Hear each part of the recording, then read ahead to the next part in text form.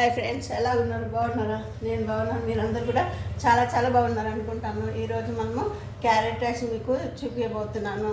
దానికి కావాల్సిన ఇంగ్రీడియంట్స్ ముందుగా వచ్చి ఒక 2 కప్పులు రైస్ కుకింగ్ చేసుకుని పక్కన పెట్టుకున్నాను.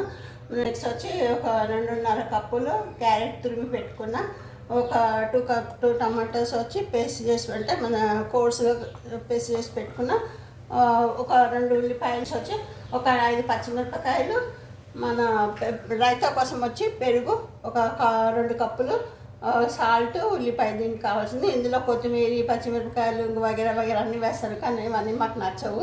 మేము ఉట్టి ఉల్లిపాయ వేసుకుంటేనే చాలా మా పిల్లలు ఇష్టపడతారు, కాబట్టి నేను ఈ పద్ధతిలో చేస్తున్నాను రైతా.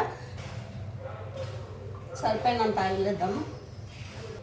ఫస్ట్ హోల్ గరం మసాలా వేస్తున్నా అండి. నెక్స్ట్ వచ్చి ఆనియన్,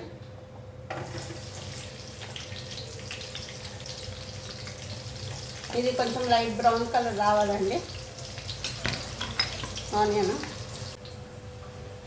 ఈ ఆనియన్ వేగిపోయిందండి. ఇప్పుడు ఇందులో అల్లం వెల్లుల్లిపాయ పేస్ట్ వేసేద్దాము.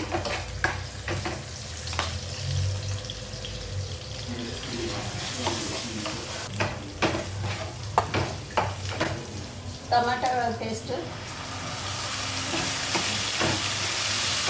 సరిపడా పసుపు, ఉప్పు, నెక్స్ట్ కారం.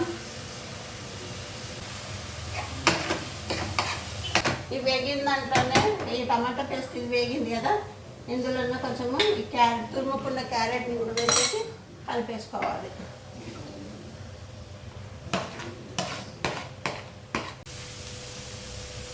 ఈ క్యారెట్ ఇవన్నీ మగ్గిపోయాయండి. ఇందులో ఇప్పుడు ధనియాల పొడి, జీలకర్ర పొడి 2 కలిపి వేస్తున్నా.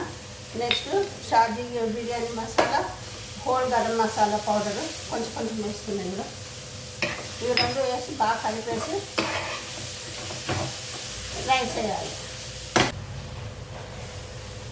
కొద్దిగా వేసుకొని కలుపుకోవాలి. అయిపోయిందండి. ఇది ఎలా ఉందో ఒకసారి టేస్ట్ చూసి చెప్తాను మీకు. బాగుందండి, చాలా బాగుంది. ఉప్పు, కారం అన్నీ సరిపోయాయి.